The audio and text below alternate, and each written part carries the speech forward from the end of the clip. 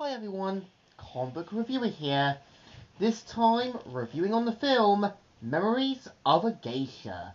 Now, as you know, Memories of a Geisha, or as it was known as in Japan, Seiruri, is meant to be a 2005 epic period drama film which was based on the novel by Arthur Conan.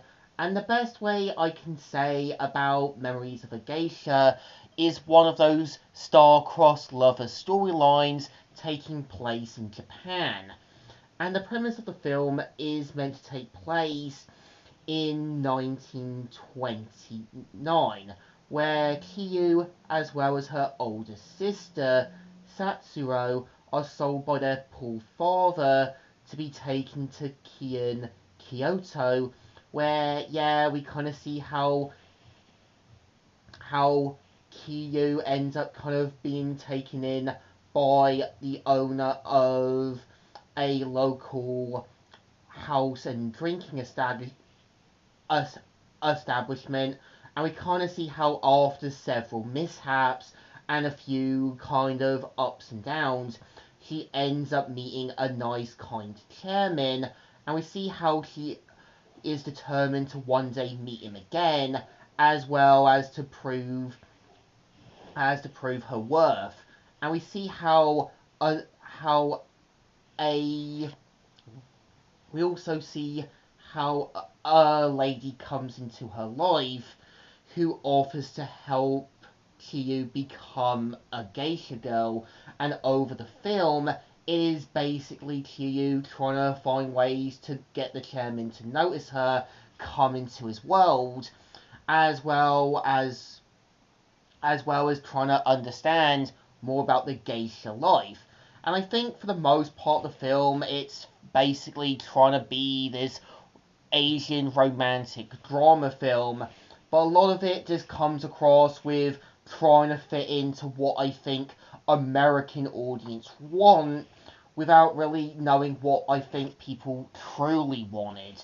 But I think it's got moments where it does work, because you can really tell deep down Kiyu really does want this normal life, but it's not going to be easy.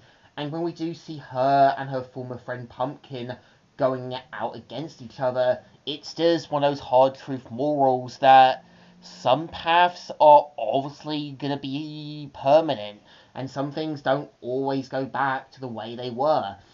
And I think for the most part, I do feel like there are moments where I think the film does kind of have to be realistic, because when you have one of the former geisha girls known as Hatsuromo, when she notices how, yeah, Kyo ends up becoming more and more popular, she becomes incredibly jealous and ends up ruining more and more of her life.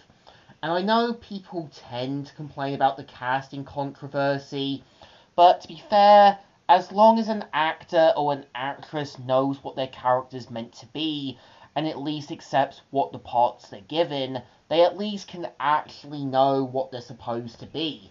And actually know deep down they have to kind of be respectful to the character that they're supposed to portray, and their cultural roots of who the character is meant to be.